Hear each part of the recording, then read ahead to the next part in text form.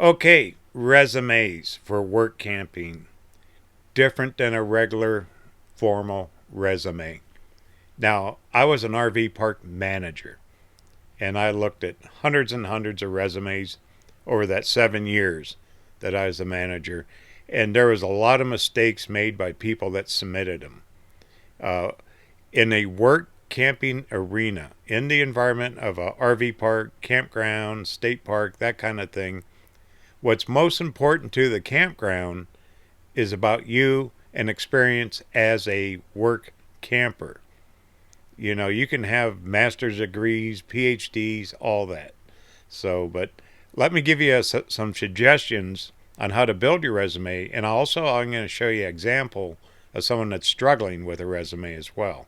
So, let's go.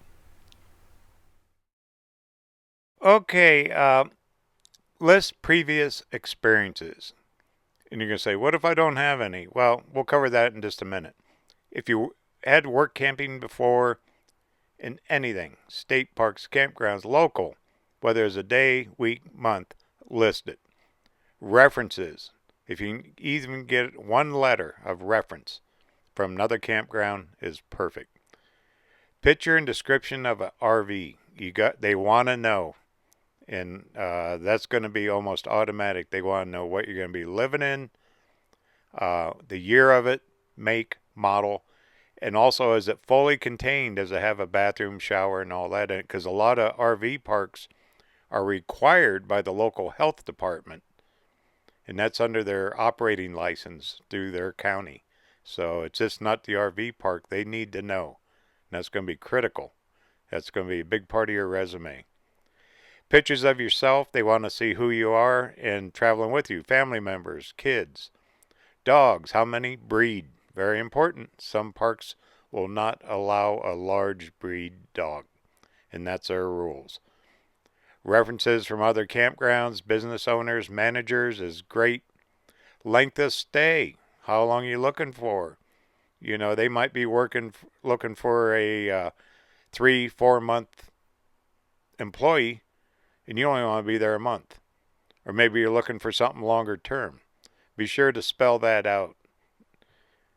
And also post a resume to Work Camper News and other groups. That is suggested. But let me take you over to the Work Camper Facebook. I want to show you something. Okay, we're here at Work Camper News Facebook page. This is where they post the listings like in a previous video. They'll either have the listings in here or people will put in their resumes. Here's a gentleman about a week or so ago.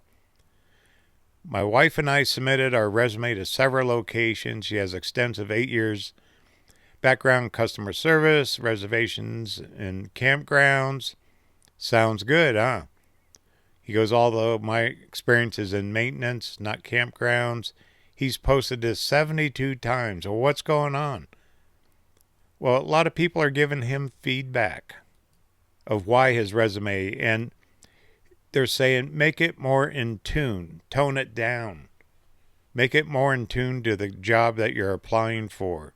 You know, he's listing all these skills, all this experience, and it's probably overwhelming the campground.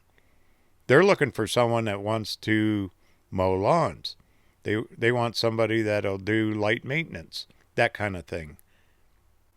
And here's another lady states, pick your state and start sending, locations. He might be all over the map. Once again, like right here, he replies, 72 campgrounds. They're looking to hire. We've only gotten 2 interviews. Make your resume very specific. I mean, you can have the pictures, your experience letters, references, all that already in there. But if you're applying to a campground South Dakota, hey, Mr. Manager in South Dakota for the lawn maintenance position, make it specific. And let's get into some do's and don'ts. I made some a list. Let's check that. The biggest problem I had as an RV park manager when we'd hire someone, chances are they're overqualified. And they instantly would come in and try to take over the operation. and trying to in a good way. I mean, they're saying, hey, I got all this experience. Let me help you run your business. Well, that's not what the job is. The job is to go out and work the counter and check in people at the campground, do reservations, mow lawns. You overwhelm the park owners. They've been doing business for 25, 30, whatever amount of years the same way. They didn't hire you to come in and take over. And that was the biggest drawback to a lot of folks that went out and tried work camping in RV parks that I found. Don't overcommit. Make sure you can do the job. You know, some people, they're so desperate to get the job up front, they're going to say, I can do it, and then they get there and they can't. Make sure you understand your compensation of pay. You know, there's always fallouts. Someone comes in, they just drove 2,000 miles to work at your park.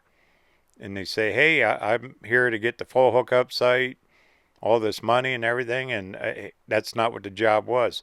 Know your compensation of pay before you take the job. Also, taxes. Make sure you understand your tax bracket. A lot of parks will 1099 you as an independent contractor. And they will also include the price of the site as part of your wage.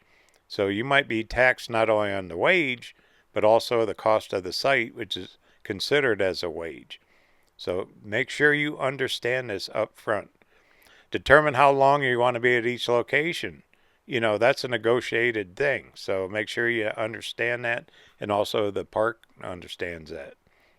And also follow the RV park owner's method of doing business. It might be against your training for 20 years working in other businesses, but that RV park owner owns that business. So you really got to do it their way. Once you're established with that RV park owner and manager or whatever, and they begin to trust you, you can always suggest. There's nothing wrong with that, but don't try to take over. And that, once again, that's the number one drawback to quite a few of these work camping jobs. There's always conflict, and that creates the high turnover of work campers. Then the last, finish your job duration. If you signed up for 2 months, do the 2 months and move on. I hope this makes sense. In the resume, you know, you're thinking, boy, I want the people to know all this stuff about me. I have all these degrees. I have all this experience.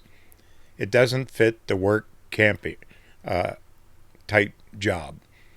And also, you got to realize the RV park owners and managers, they've been doing business the same way for a very long time. And it's their way, their park. But they know their parks. You know, most parks are seasonal. They're not open year-round. They have X amount of months to make their money to pay for all their bills for the entire year. So they're under a lot of stress too. But there's always, I won't say always, there's conflict between work campers, park owners, and park managers. Once again, creates the high turnover. It's not that it's bad. You just got to find your own niche. Like Joe said, he learned from his experiences being in the work camping arena, and it moved him on to other things. So, and also you're going to find some really sweet deals. There's people that have been working at a RV park for 15, 20 years and love it. They're like family. So you just got to weed it out and find it. But once again, this resume, just focus on the job itself. Make sure you're in tune with the amount of pay, taxes, all that, what you're going to get, and enjoy it. If it doesn't work out, hey, you're an RVer. Turn the key, keep on trucking. Okay, moving on.